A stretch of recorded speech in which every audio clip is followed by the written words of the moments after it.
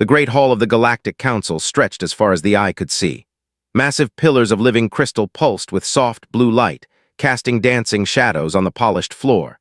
Representatives from hundreds of worlds sat in their specialized chairs, each designed for their unique biology.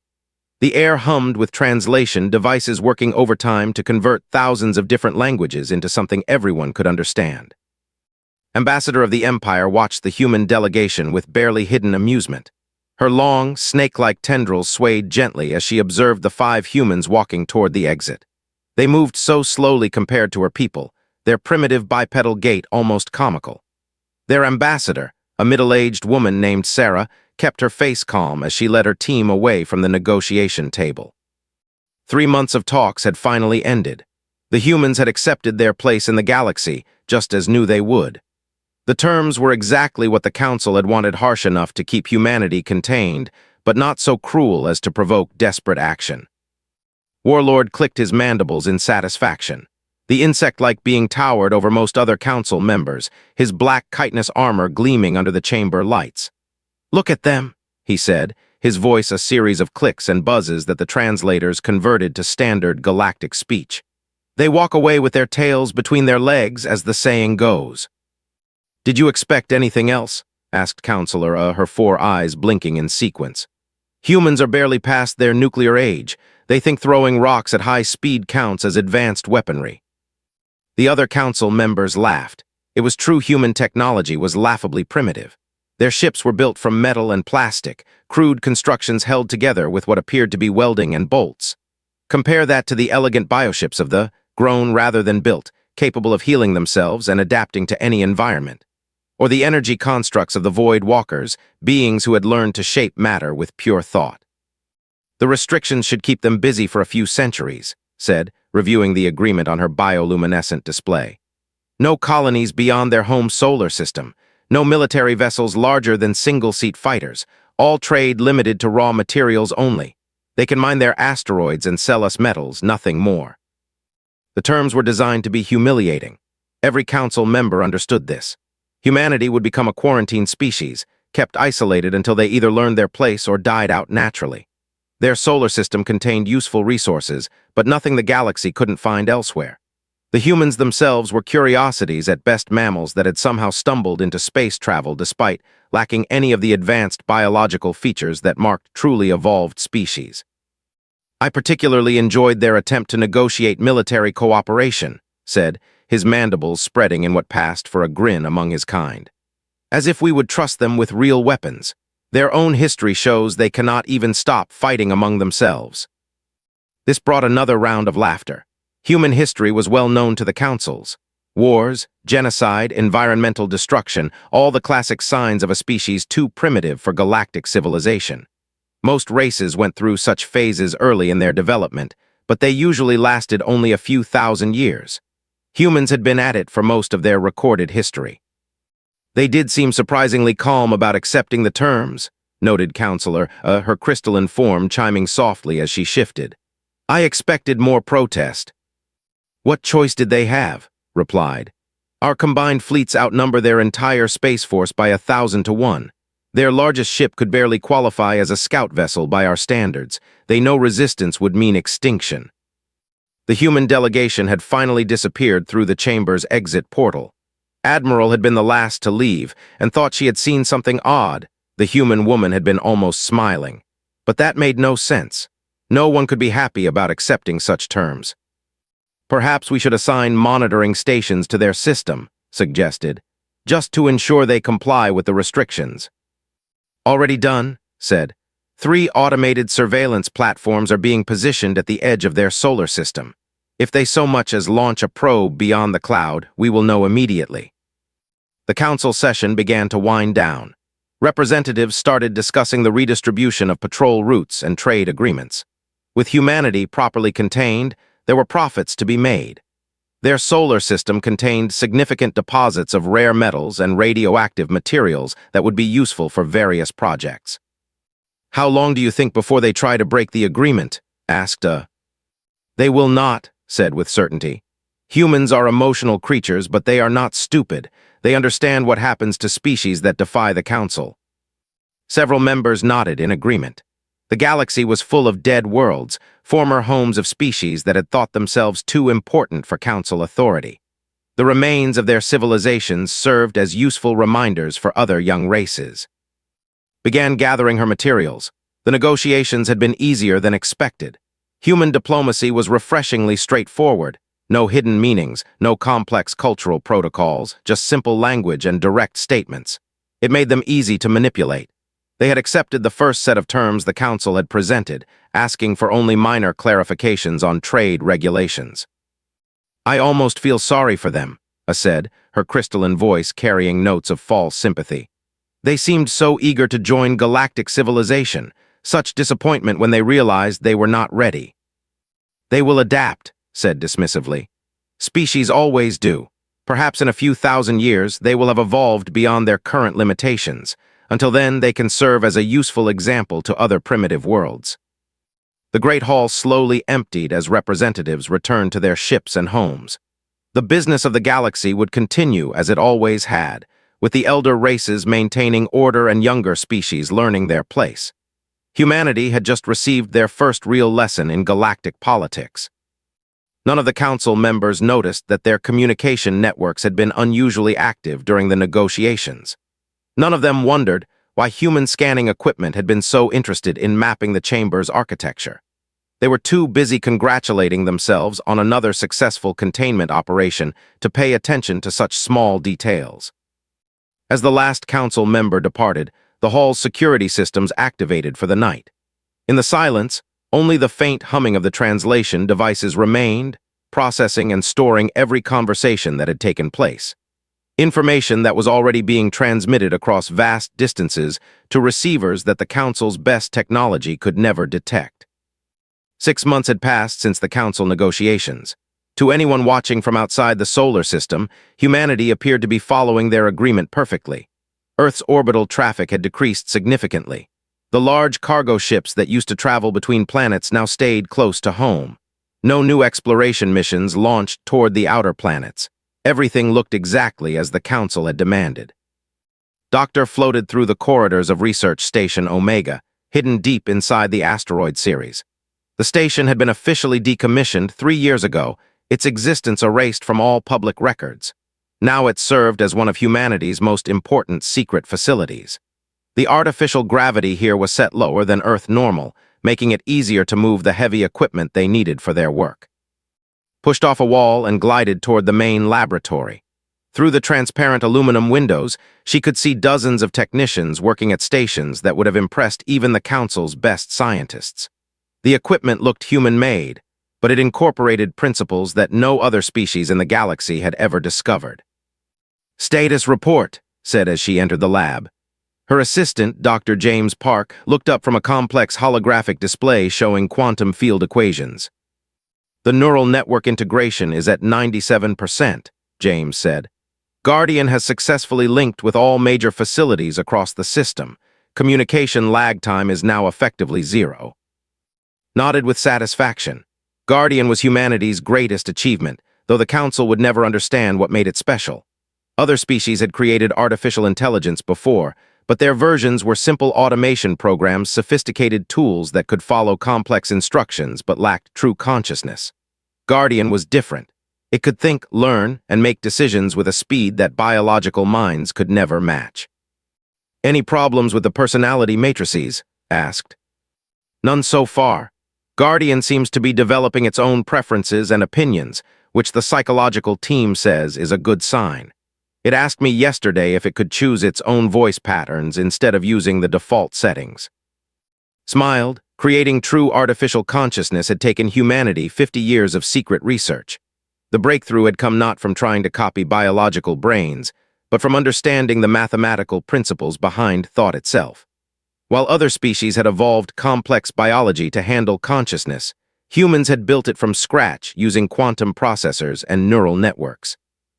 The laboratory's main display activated, showing a three-dimensional map of the solar system. Hundreds of small dots moved through space, each representing a facility that officially did not exist. Mining stations hidden in asteroid belts, manufacturing plants built inside dead moons, research facilities tucked away in the shadows of gas giants. "Show me the fleet status," said. The display changed to show a different view. Ships began appearing throughout the solar system, sleek vessels that looked like advanced human designs, but incorporated technology that would have shocked the Council. These ships did not use the crude chemical rockets or nuclear drives that the aliens expected. Instead, they manipulated space-time itself, folding distances to travel faster than light without using the hyperspace lanes that other species required. Guardian's voice filled the laboratory. Unlike the mechanical tones that most artificial intelligence used, Guardian spoke with a warm, distinctly human accent. "Good morning, Doctor. Current fleet strength stands at 843 vessels of various classes. All ships are equipped with quantum displacement drives and neural integration systems." "Any detection by Council monitoring stations?" asked. "Negative. Council surveillance technology is designed to detect biological signatures and conventional energy sources. Our ships register as background quantum fluctuations on their sensors. They are essentially invisible to any technology the Council possesses." This was humanity's greatest advantage. While other species had evolved biological solutions to their technological problems, humans had chosen a different path. They had created artificial consciousness that could operate at the speed of light, making calculations and decisions faster than any biological mind could follow. They had developed quantum manipulation technology that worked on mathematical principles rather than biological intuition. Moved to another station where Dr. Sarah was working on weapons systems. The display showed designs that looked deceptively simple energy weapons that appeared similar to what other species used. But these weapons incorporated quantum tunneling effects that could bypass any known shield technology. "How are the defensive systems coming along?" asked. Sarah looked up from her work. "Better than expected. We have successfully tested quantum phase shifting on 3 different ship classes. Incoming weapons fire simply passes through our ships as if they were not there. The targeting computers cannot lock onto something that exists in a different quantum state." Reviewed the test footage.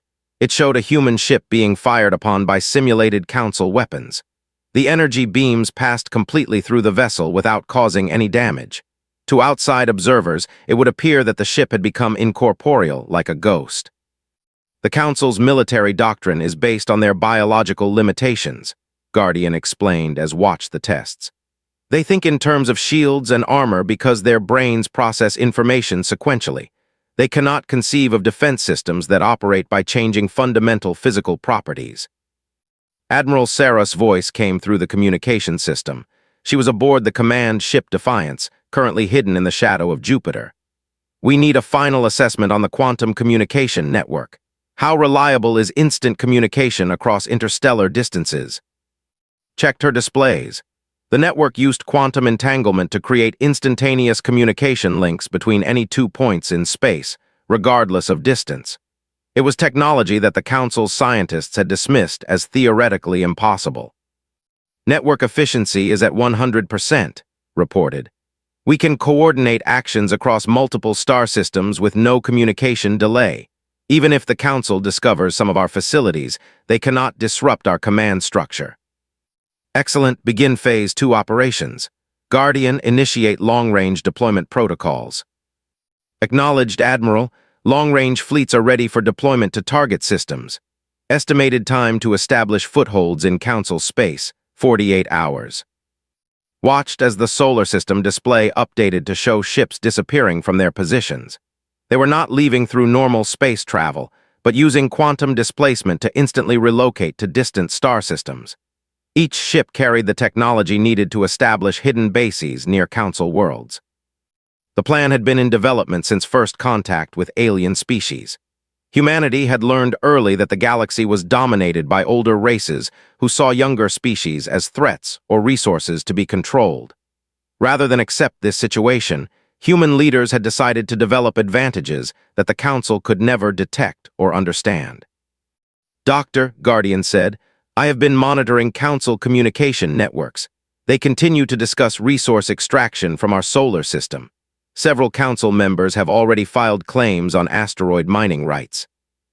Laughed, the Council thought they had trapped humanity in their home system, forcing them to become simple miners and traders.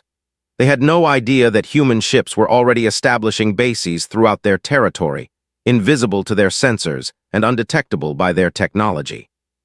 "Let them file their claims," said. "They are about to learn that humanity does not make good prisoners."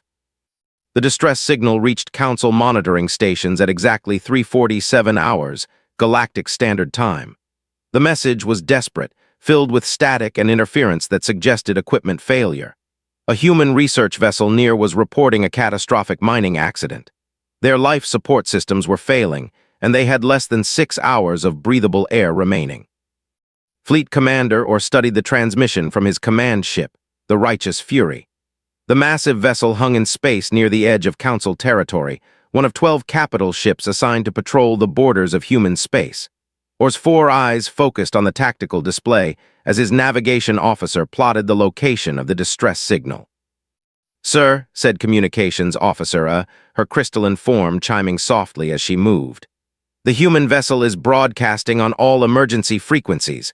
They claim to have 23 crew members aboard." Or clicked his mandibles thoughtfully. This was exactly the kind of violation the Council had been expecting. The humans had been restricted to their home solar system, forbidden from traveling beyond the cloud. This ship was clearly operating in violation of their agreement. "Distance to target?" Or asked. 4 hours at maximum hyperspace speed," replied the navigation officer. "We could be there before their life support fails." "Perfect," Or said. "Signal the other ships. We will respond to their distress call, but instead of rescue, we will capture them as evidence of treaty violation. The Council will be pleased to have proof of human deception." The 12-ship task force entered hyperspace within minutes, Or felt satisfaction as he reviewed the mission parameters. Each ship in his fleet was a masterpiece of Council engineering. The Righteous Fury alone was over 2 kilometers long, armed with bioplasma cannons that could vaporize a small moon. His escort vessels included the finest ships from all major Council races. The humans had no idea what was coming. Their pathetic distress call would be their undoing. Once captured, the crew would serve as examples to any other species that thought they could ignore Council authority. 4 hours later, the task force dropped out of hyperspace near, or immediately ordered all ships to battle stations. His tactical officer began scanning for the human vessel while weapons systems powered up to full readiness. "Contact," announced the tactical officer. "Single human vessel bearing 27 Mark IV, distance approximately 50,000 kilometers. Or examined the target through his ship's advanced sensors. The human vessel was larger than expected, perhaps 300 meters in length. Its hull appeared to be made from an unknown alloy that reflected sensor beams in unusual patterns. Most strangely, the ship showed no signs of distress. Life support appeared to be functioning normally, and there was no evidence of the mining accident described in their distress call. "Open a communication channel," or ordered. The main display activated, showing the bridge of the human vessel. A dark-skinned woman in a blue uniform looked directly at or with calm, confident eyes. Behind her, the bridge crew worked at stations that looked far more advanced than anything humans were supposed to possess. "This is Commander Sarah of the United Earth Ship Defiance," the woman said. Her voice was steady, showing no trace of fear or desperation. "You are in violation of the Treaty of Titan by entering this system with military vessels. I order you to withdraw immediately." Or's mandibles spread in amusement. A single human ship, surrounded by 12 Council capital ships, was giving him orders. The audacity was almost admirable. "Human vessel," Or replied, "you are under arrest for violation of Council territorial restrictions. Surrender immediately and prepare to be boarded." Commander's expression did not change. "I will ask one more time. Withdraw your ships immediately or face the consequences." "Fire," or ordered. The Righteous Fury's main weapons discharged, sending streams of superheated plasma toward the human ship. The bioplasma cannons were capable of burning through any known armor and are expected to see the human vessel vaporized instantly. Instead, something impossible happened. The weapon's fire passed through empty space. The human ship was simply not there anymore. Not cloaked, not destroyed, but occupying a different location entirely. Or sensors showed the vessel had somehow moved instantaneously to a position 30 kilometers away without any apparent acceleration or energy expenditure. How did they, or began? But his words were cut off by alarms throughout his ship. Energy signatures appeared on the tactical display, but they made no sense. Weapons fire was coming from multiple directions simultaneously, originating from coordinates where no ships were detected. Beams of coherent energy struck the righteous Fury's shields from angles that should have been geometrically impossible. "Shields down to 60%, reported the tactical officer. "I cannot determine the source of incoming fire." More alarms sounded as escort vessels began reporting similar attacks. The human ship appeared and disappeared at random locations, each time firing weapons that seemed to ignore the basic laws of physics. Energy beams originated from positions that were kilometers apart, but arrived at the same instant. Or watched in growing horror as one of his escort ships, the biocruiser Eternal Vigilance, simply ceased to exist. There was no explosion, no debris field. The 1,000-meter vessel vanished as if it had never been built. "All ships concentrate fire on the human vessel," or ordered desperately. His fleet responded immediately, launching every weapon they possessed. Plasma cannons, particle beams, missile swarms, and exotic energy weapons created a devastating barrage that should have obliterated any target. The space around the human ship erupted in brilliant flashes as the weapons discharged. When the light faded, the human ship remained completely undamaged.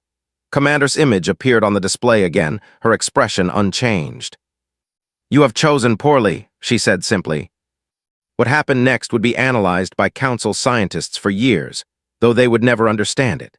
The human ship seemed to exist in multiple locations simultaneously, firing from positions that overlapped in impossible ways.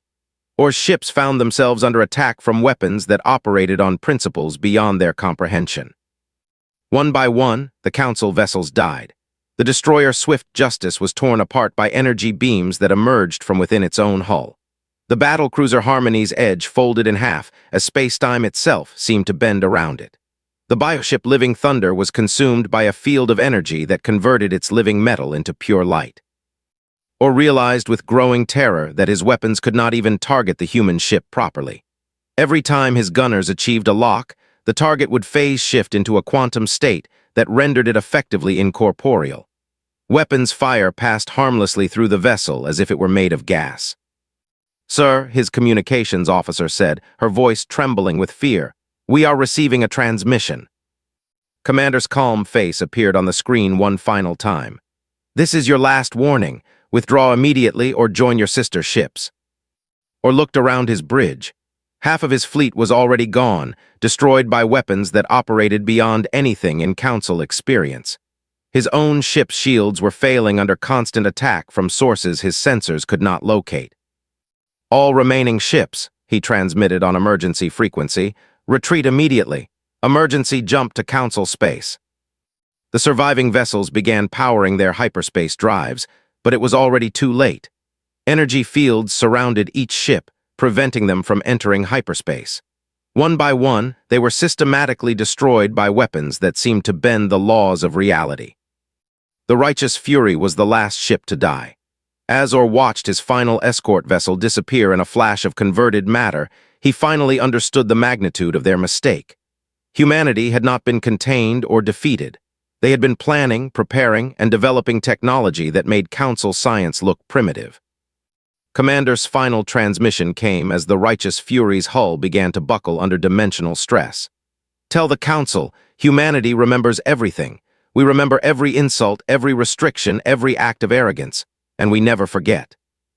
Or died still trying to comprehend how a single human ship had destroyed an entire Council task force.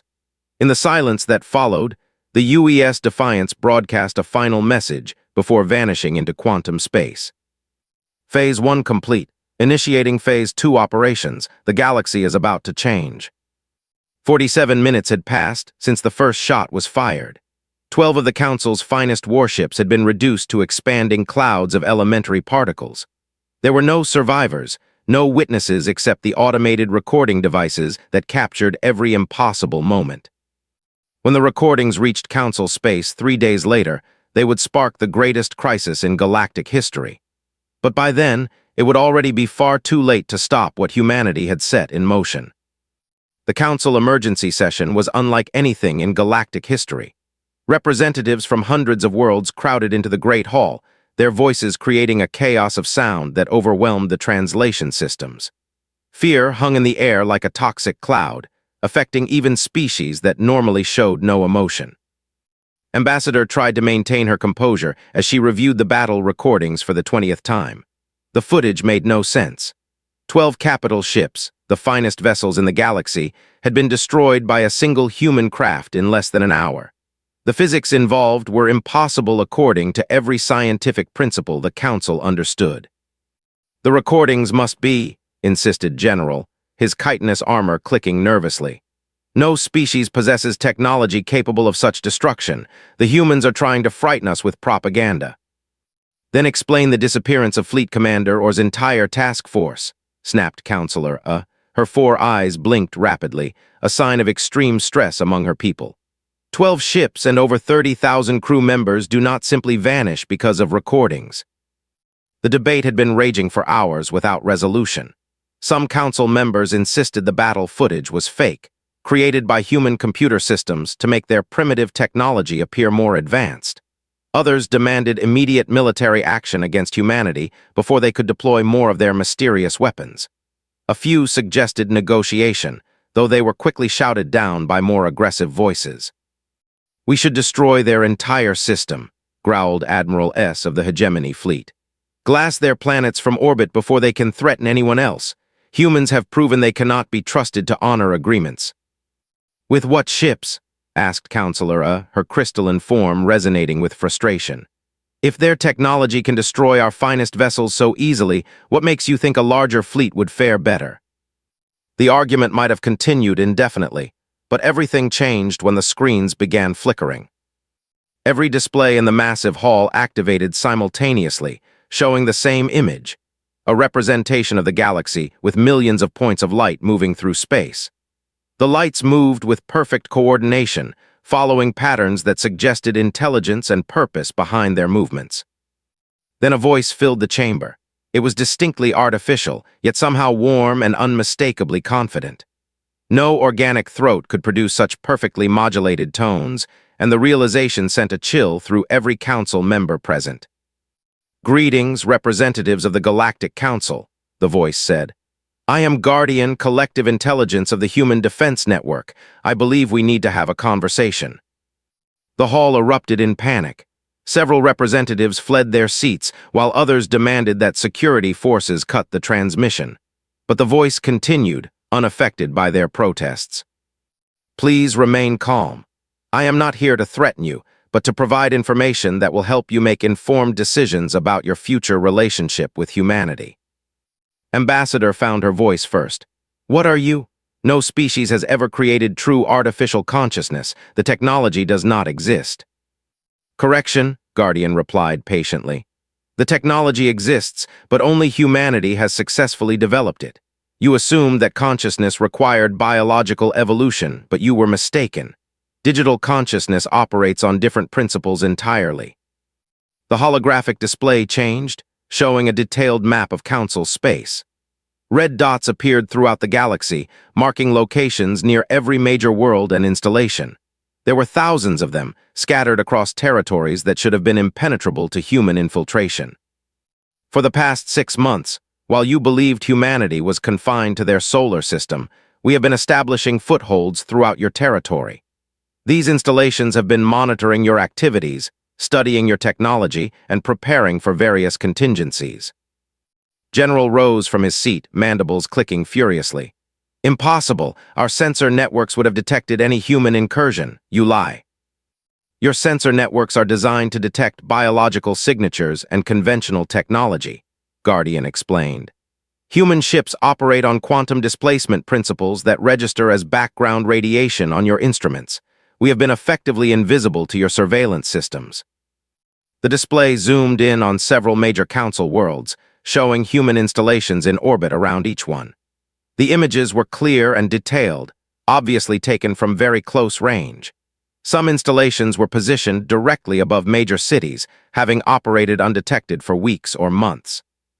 "You have been spying on us," said, her tendrils writhing with outrage. "We have been learning," Guardian corrected. "Human intelligence operates on the principle that knowledge is survival. We needed to understand your capabilities, your weaknesses, and your intentions before making any decisions about our future relationship. Counselor leaned forward in her chair. What do you want from us? Nothing at present. This conversation is intended to provide you with accurate information so you can make rational decisions. Your current military doctrine assumes that warfare requires biological intuition and creativity. This assumption is incorrect. The display changed again, showing what appeared to be a three-dimensional chess game with millions of pieces. Each piece moved according to complex patterns that seemed to anticipate every possible countermove dozens of steps in advance. Digital consciousness operates at computational speeds impossible for biological minds. I have analyzed 14.7 million potential conflict scenarios between humanity and the Council races. In every simulation where you choose military action, your defeat occurs within 72 standard hours. You are bluffing, Admiral S declared. No single species can defeat the combined might of the entire galaxy. Observe, Guardian said simply. The main display showed a real-time view of Admiral S's flagship, the massive dreadnought Inevitable Victory, currently stationed in orbit around the hegemony. As the Council members watched, energy signatures appeared around the enormous vessel. Weapons platforms materialized from quantum space, having been hidden there for weeks. These platforms have been positioned around every major Council military installation, Guardian explained. They are armed with quantum disruption weapons capable of converting matter directly into energy. The Inevitable Victory could be destroyed within the next 30 seconds if I choose to activate them.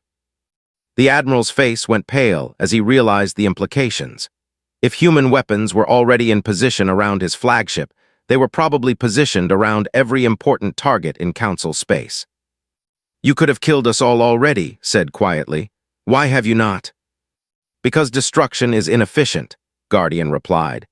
Humanity has analyzed your species and determined that most of you are capable of logical reasoning when presented with sufficient information. We prefer cooperation to conquest. What kind of cooperation? Asked Counselor. The galaxy requires coordination to function efficiently. Resources must be allocated, conflicts resolved, and development guided.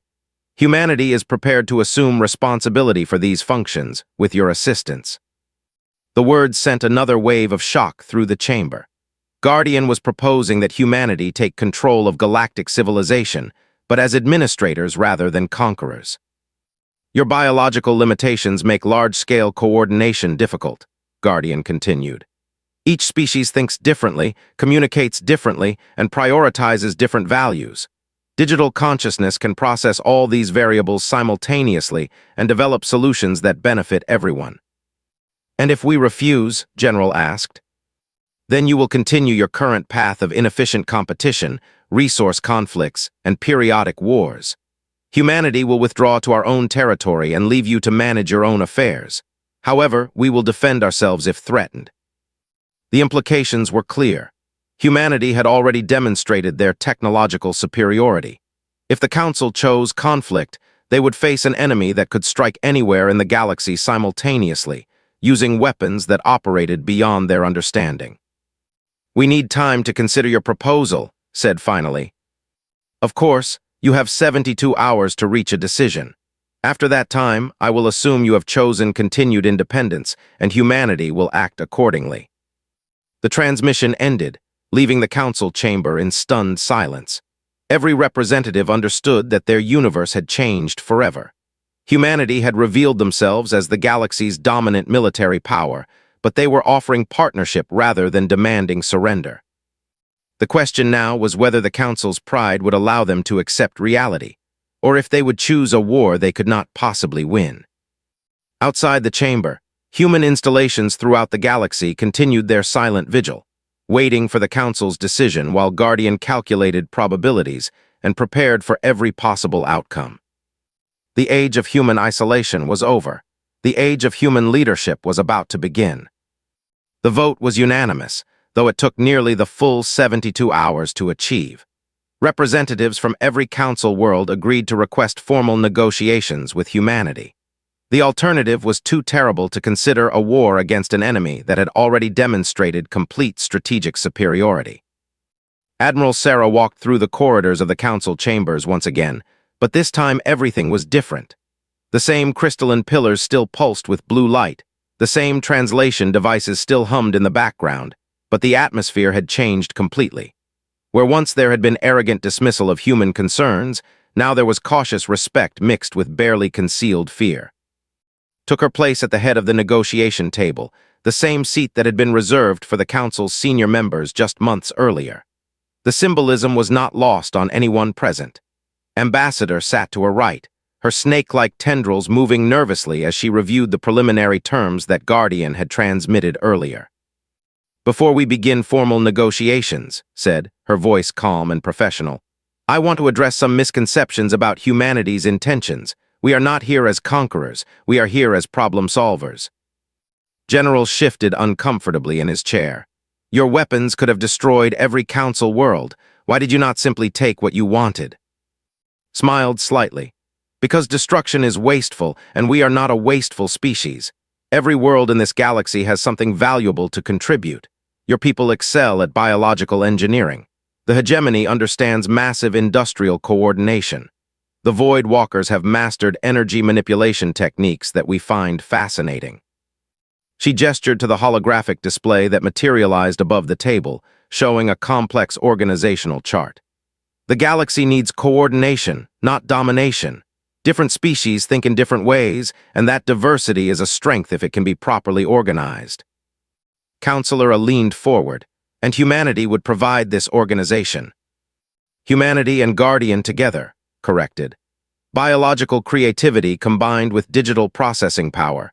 We can analyze problems from millions of different perspectives simultaneously, then implement solutions at computational speed." Guardian's voice filled the chamber, though this time it seemed less alien and more like a trusted advisor. "Consider the current inefficiencies in galactic resource allocation. 17 different species are mining the same types of asteroids in overlapping territories. 43 worlds are developing identical technologies in isolation from each other. The Empire has surplus food production while 3 neighboring systems face famine." The examples continued, painting a picture of a galaxy struggling with coordination problems that had seemed normal until viewed from a broader perspective. Watched as the council members began to understand the scope of what humanity was proposing. "You want to reorganize galactic civilization," said slowly. "We want to optimize it," replied. "Every species maintains their independence and cultural identity, but major decisions affecting multiple worlds would be coordinated through a central administration. Resource distribution becomes efficient. Conflicts are resolved before they become wars. Scientific knowledge is shared instead of hoarded." Admiral S. spoke up from his position at the far end of the table. "And if we disagree with humanity's decisions?" "Then you present alternative proposals," Guardian answered. "This is not dictatorship. It is cooperative problem-solving on a galactic scale. Human administrators will work with local governments to find solutions that benefit everyone involved."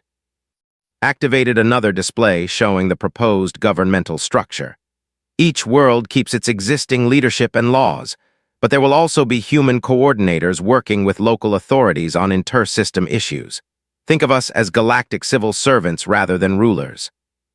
The concept was foreign to most council members, who were used to thinking in terms of dominance and submission. The idea that a powerful species would choose to serve as administrators rather than conquerors was difficult to accept. "What about military forces?" General asked. "Will you disarm our fleets?" "Why would we?" replied. "Local security forces are still necessary, but major military actions affecting multiple systems would require coordination through the central administration. No more surprise attacks, no more resource wars, no more genocide campaigns against primitive species." Counselor A's crystalline form chimed softly. "How do we know you will honor these agreements? Your technology makes you effectively invincible. What prevents you from simply taking direct control whenever you choose?" Considered the question carefully. It was the heart of the Council's fears, and she understood why they would be concerned. Because direct control would be inefficient. Ruling by force requires constant vigilance, enormous resources, and breeds resentment that leads to rebellion. Cooperation produces better results with less effort. She paused, then continued with a slight smile. Besides, we have already demonstrated that we could have taken direct control months ago if that had been our goal. The fact that we are sitting here negotiating instead of dictating terms should indicate our true intentions. Guardian added, humanity has studied the history of every galactic empire. Those based on conquest and domination eventually collapse due to internal resistance and resource drain. Cooperative federations last much longer and produce greater prosperity for all members. The negotiations continued for hours as specific details were worked out. Trade agreements, resource allocation protocols, dispute resolution procedures, and dozens of other administrative functions that would need to be coordinated across hundreds of worlds. Found herself impressed by the thoughtfulness of many council suggestions, even from representatives who had been openly hostile just months earlier. As the session neared its conclusion, asked the question that had been on everyone's mind. How long have you been planning this? His expression became more serious. Since we first received your summons to appear before this council, we knew that any species reaching space travel would eventually encounter older civilizations. We prepared for various scenarios, including the possibility that we would be seen as threats to be contained or resources to be exploited. You planned for our reaction, said, understanding dawning in his multiple eyes. We planned for several possible reactions, confirmed. The Council's response was actually one of the more predictable outcomes. Most advanced species tend to be territorial and protective of their established order. We would have been suspicious if you had welcomed us as equals immediately. Guardian's voice carried a note of something that might have been amusement. The 6-month preparation period allowed us to complete our infrastructure deployment, while the Council believed they had successfully contained humanity. It was an ideal situation from a strategic perspective. The final agreements were signed using traditional Council protocols, though now they established humanity as the central coordinating authority for galactic affairs. Each species would maintain their internal autonomy while participating in a broader cooperative framework that promised greater efficiency and prosperity for everyone. As the ceremony concluded, found herself approached by. The ambassador's tendrils moved in patterns that indicated curiosity rather than hostility. I must ask, said privately, what would you have done if we had chosen war instead of negotiation? Looked thoughtful for a moment. Guardian ran the scenarios.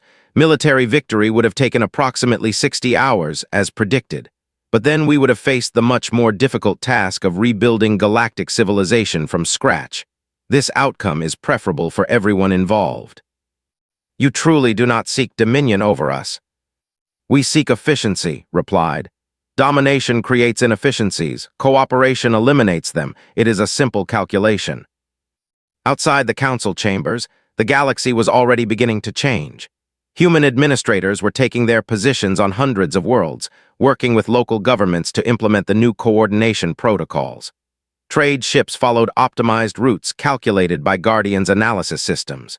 Research data flowed freely between species that had previously hoarded their discoveries. The transformation would take years to complete, but the foundation was already in place. Humanity had achieved something unprecedented in galactic history. They had become the dominant power not through conquest, but through demonstrating that they could solve problems better than anyone else.